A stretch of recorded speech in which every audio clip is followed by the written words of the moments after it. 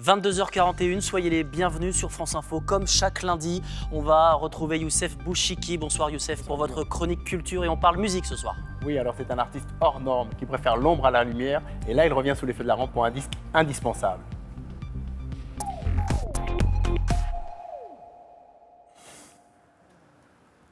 Je suis très heureux de vous recevoir Bertrand Burgala. Vous êtes producteur, compositeur, arrangeur. Alors vous avez travaillé avec plein d'artistes. Alors pour faire court, je vais dire que ça va de Marc Lavoine à Welbeck. Autant dire que c'est très éclectique. C'est vrai. Ouais. Alors là, vous sortez votre 9e album. Il est dans les bacs. Il est sorti le 19 mai. Oui. Et j'ai lu cet après-midi, en préparant l'interview, plein de critiques. Je vais même le dire dithyrambiques. Pour vous, c'est déjà un succès? Ce qui est déjà agréable quand on sort quelque chose. Évidemment, les critiques sont les premiers à l'écouter.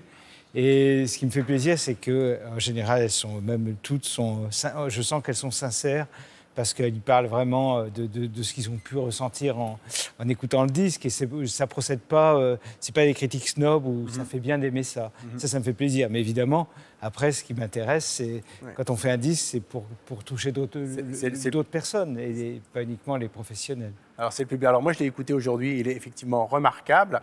Et justement, remarquable et en même temps surprenant parce qu'il y a de tous les styles et on y entre comme dans un labyrinthe. Je voulais savoir, c'est volontaire?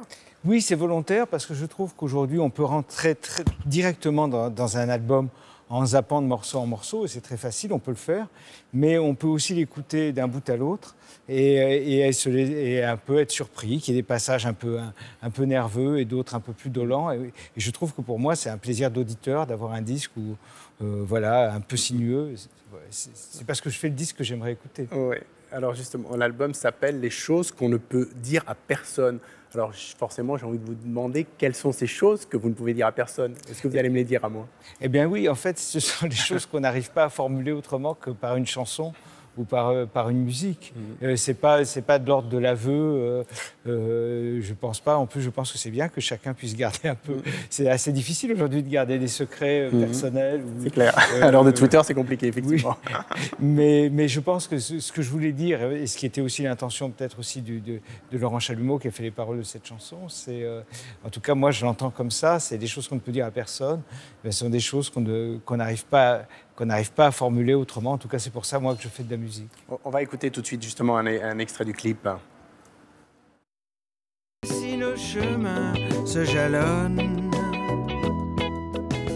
de choses qu'on ne peut dire à personne, à personne,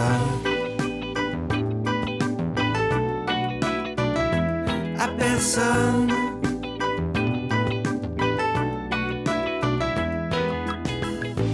Fleurs clandestines tirent leurs sève, des pleurs qu'on ravale, des vieux rêves. Tout ce que nous sommes seuls à savoir devient le lierre de nos mémoires et donne à l'air le goût d'automne. Des choses qu'on ne peut dire à personne. L'épreuve où l'on s'est trouvé lâche. Alors, bizarrement, toutes ces choses qu'on ne peut dire à personne, vous les faites dire à d'autres, parce que sur les 19 morceaux de l'album, vous en avez écrit que 3. Oui, j'ai fait toutes les musiques, mais les textes, effectivement, c'est d'autres paroliers. Je fais toujours ça, parce que j'estime que c'est le disque que je signe, mais je ne suis pas là pour juste raconter ma vie au public. Il faut que les chansons, elles dépassent ma petite personne, d'une certaine façon. Et donc, c'est ça, c'est un plaisir de travailler avec des auteurs et de mettre en valeur, d'essayer de mettre en valeur. Comment vous faites pour vous leur parler de vous? Ils vous connaissent? Oui, mais parfois, par exemple, ce texte de Chalumeau, il l'avait écrit sans penser à moi. Et parfois, on se dit, ben non, il faut que cette chanson, elle vive. En fait, j'essaie de faire vivre des chansons qui n'existaient pas. Alors, il y a aussi un très beau morceau instrumental qui est un hommage à David Bowie.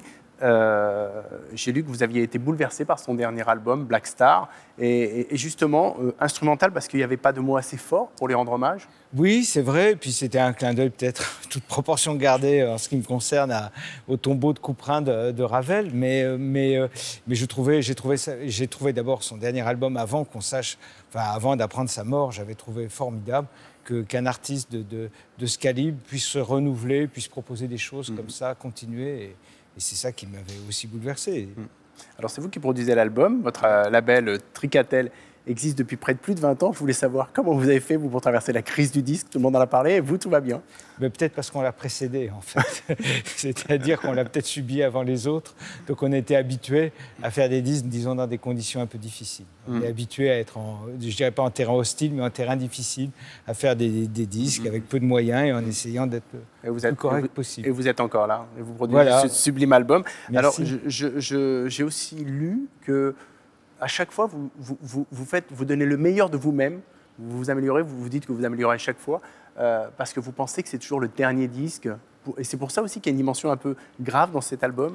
Oui, sûrement. Et en même temps, il y a une dimension, c'est un mélange d'abattement et d'énergie, cet album. Et c'est vrai que je trouve qu'en tout cas, moi, quand je fais un disque, j'ai l'impression que si j'étais joueur, je dirais je fais tapis, quoi. J'essaie de tout mettre. Dans la mesure de mes moyens, quoi. Et après, je ne sais pas quand j'en ferai un autre. Après, je me dis, là, j'ai l'impression... Là, par exemple, ces 3 textes, j'ai l'impression d'avoir dit tout ce que j'avais à dire. Et puis après, en fait, je fais d'autres choses. Je fais des musiques de films, je fais Oui, c'est ça. Longue vie à cet album. Justement, en 2 mots, vous faites de la musique de film. Vous signez la BO de Drôle d'oiseau, le film d'Élie Girard, Virginie Ledoyen. Et Lolita Chama et Jean Sorel. Qui sera dans les salles le 31 mai. Merci, Bertrand Burgalat. Et le clip dont on vient de voir les images, mais qui n'est pas tout à fait fini, est de Benoît Forgeard. Très bien. Et vous serez à la Maroquinerie le 2 juin. Et le disque vient de sortir chez Tricatel, votre label. Et c'est une petite merveille. Merci d'être venu nous voir. Merci beaucoup, Bertrand. ça me touche beaucoup. Merci à vous d'être fidèle à ce rendez-vous. Et vive la culture!